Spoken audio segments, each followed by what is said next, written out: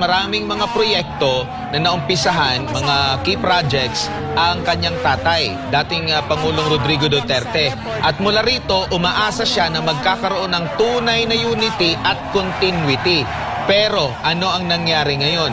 Lalo na dyan sa Mindanao na pinagkakaitan na ngayon. Kaya sa mga taga Mindanao na hindi man makakapunta sa Metro Manila, kasi ang sumikat dito, ka-Eric, yung EDSA. Parang ang nakikita ko, baka ang susunod na EDSA ay dito na ngayon sa bahagi ng Davao City, ka-Eric.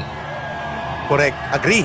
Kaya nga ang banggit natin, the offering of life and sacrifices of Kingdom of Jesus Christ and Pastor Kibuloy has now grown into fruition to become a redemption of the country. At ang people power, ayan na, ang bandila ng Pilipinas. Ayan na.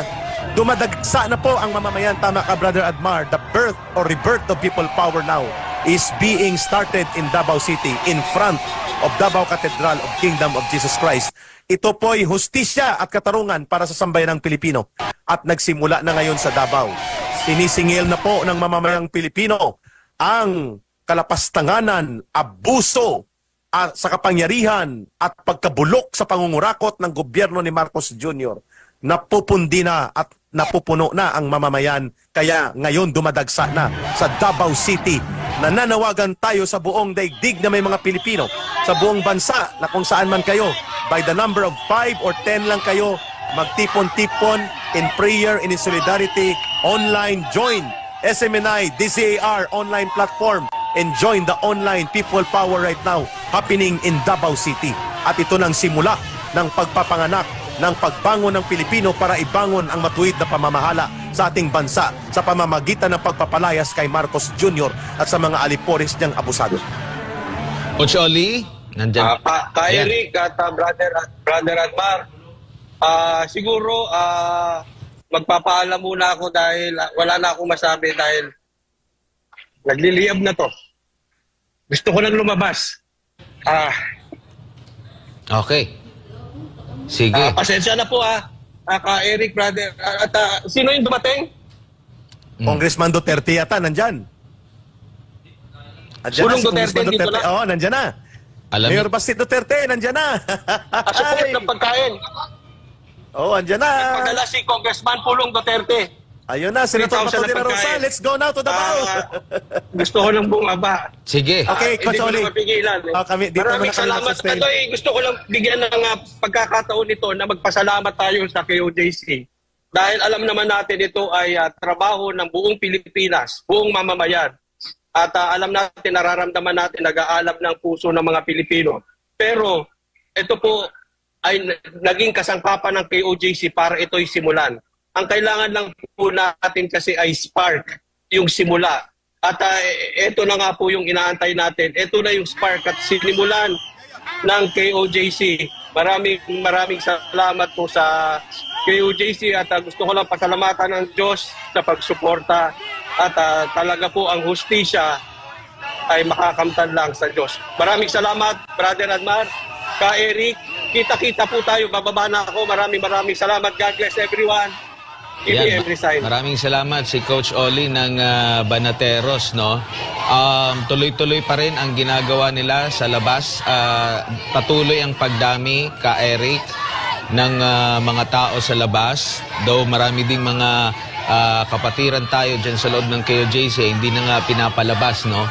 Pero nakikiisa din sila. Meron din tayong mga footage dahil tayo napapanood din sa loob ng Kingdom of Jesus Christ compound, ka-Eric, at nakikiisa din sila dyan sa mga ganap ngayon sa labas ng KOJC compound, ka-Eric.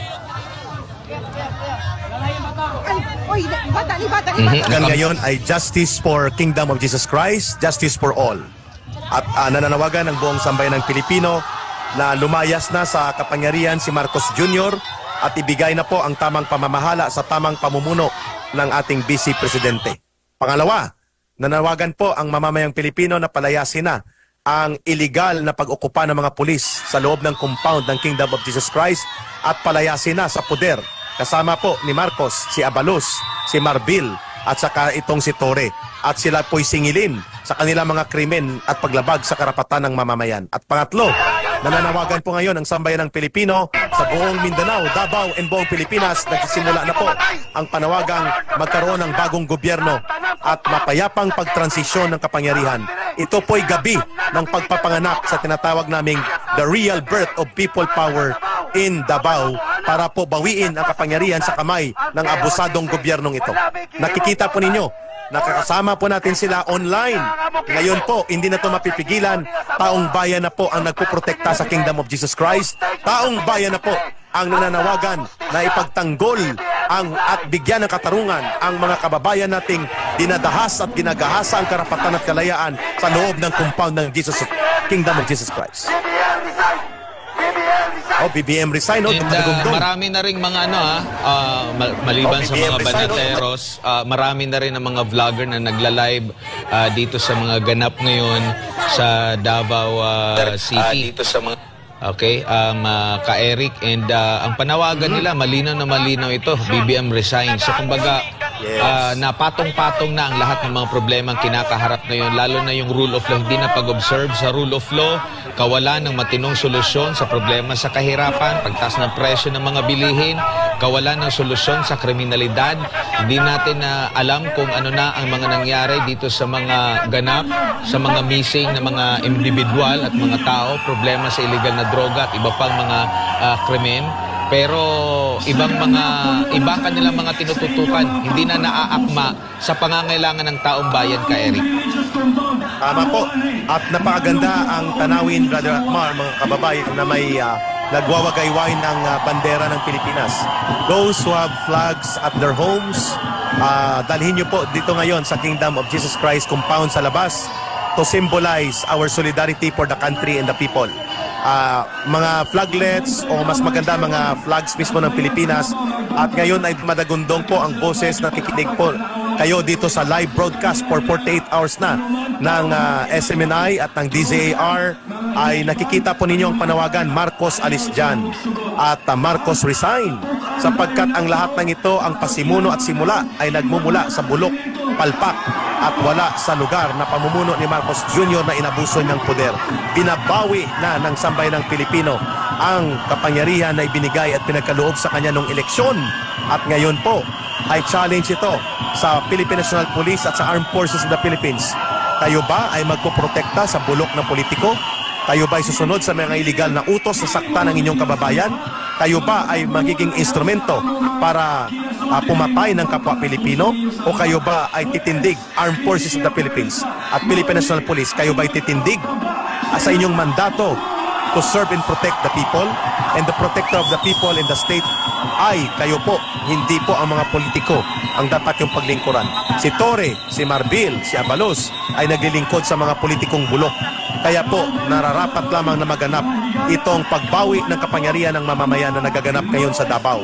History is being born now at the side of Davao, and it will now become a groundswell ng pagkakaroon ng malawakang pagkilos ng mamamayang Pilipino upang bawiin ang kapangyarihan sa kamay ni Marcos at itatayo ang matuwid at nararapat na pamumuno sa ating bayan. Brother Admar, hindi na ito mapipigilan. When the people start to decide to make change and create history, no force na nasa kamay ng kapangyarihang nag-aabuso can ever stop them. Lesson of history po yan sa buong daigdig. Magaganap at magaganap po ito. At hindi na po alis ang taong bayan. It is now converted as the people's center of protest and resistance, ang labas ng compound ng Kingdom of Jesus Christ. And it will be done tonight at sa susunod pa ng mga gabi at araw ng paglalakbay sa kasaysayan at pagkakaisa ng buong mamamayang Pilipino. Go to Davao or go anywhere by the 5 or 10 of you and create a symbol of protest and solidarity with the Filipino people para ipanawagan ang pagbaba sa kapangyarihan ng abusadong gobyerno ni Marcos Jr. Lalo na rin dyan sa Davao or sa Mindanao, ka Eric. Alam natin, laman yan lagi ng mga pangako. Kaya siguro ang pangalan dyan, Land of Promise. Puro pangako ang naririnig natin dyan. And to the point na maabot na sa pagkakataon na nabuksan yung ideya na humiwalay, di ba, ang Mindanao. Kasi nga sa tagal ng panahon, well, sa panahon ni Pangulong Rodrigo Duterte, alam naman natin, hindi kaya yan sa loob ng 6 na taon, di ba? So merong mga projects na gustong ipagpatuloy ang ating ang Pangulo, Inday Sara Duterte. Ngunit hindi na nga ito natuloy. Nabuksan yung ideya na humiwalay na lang. Admar? Nung nabuksan Brother? yung... Yes? May signal pa ba tayo? Mukhang Yes. naputol daw ang ating feed. Marami na nagtatanong, mga 10 na. Mayroon pa ba? Ongoing pa rin ang ating live feed sa Signal. kasalukuyan. Sige. Mayroon pa. Ka-Eric, no? Siguro sa kanilang side lang siguro sa internet nila. Sige. Pero yun nga yung punto natin na nabuksan yung ideya na humiwalay ang Mindanao dahil sa mahabang panahon na pagkakaitan lagi. Anong narinig natin mula sa mga leader ng kasalukuyang administrasyon at ng ilang mga mababatas at tagapagsalita nila? Ang sabi nila na hindi pwede yan, unconstitutional yan. Hindi pwede yan, pwede yang makasuhan sila yung kanilang mga pinaplano. Hindi nila nakita doon pa lang sa mga kababayan natin, doon pa lang sa mga statement na yun, na mga tinatawag pa natin ng mga leader, doon mo makikita na wala na silang pagpapahalaga. Kasi hindi nila nakuha mismo yung punto sa mga pangangailangan, lalo na dito sa Mindanao, na mataas talaga ang problema sa kahirapan.